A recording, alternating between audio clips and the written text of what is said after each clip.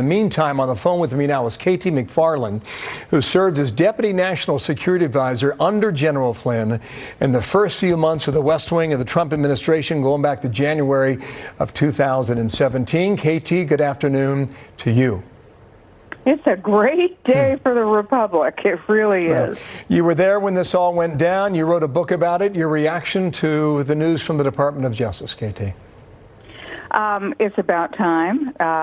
My assumption is that the Justice Department has determined that there are an awful lot of more incriminating documents that are going to come out about the people who are at the very top of the Justice Department and the FBI, and potentially even in other intelligence agencies or even in the Obama White House who were involved in this.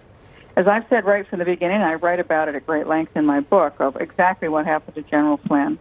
And exactly what happened to me. The FBI treated me the same way they did Flynn, showing up unannounced, suggesting I didn't need a lawyer, and yet the whole time we're setting him up and setting me up for perjury traps where they trick you into making a tiny little mistake in your statement where you say, well, it was Tuesday morning and it turned out it was Wednesday afternoon.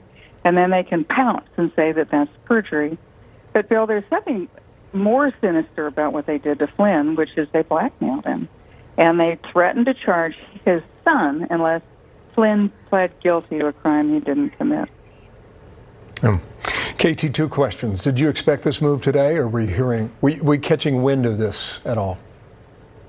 I thought it was getting near to the point where something was going to break.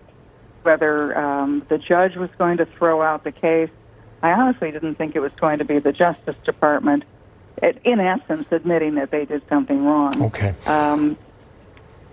Then another question for you. All the matters surrounding Russia, where are they now, or have they, as I mentioned to Brett a moment ago, do they appear to have gone up in smoke in Washington, D.C.? It was all a scam from the very beginning.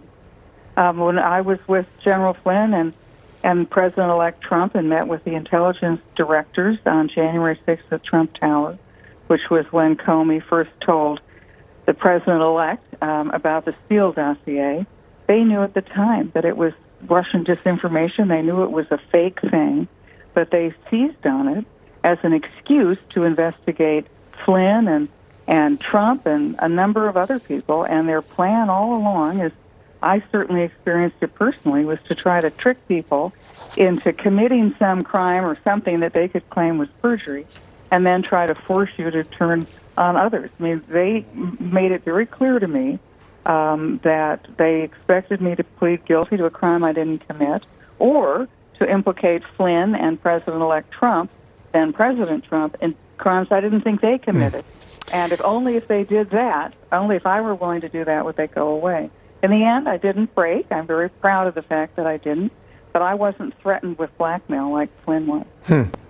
You talk as if you are a person who feels vindication now.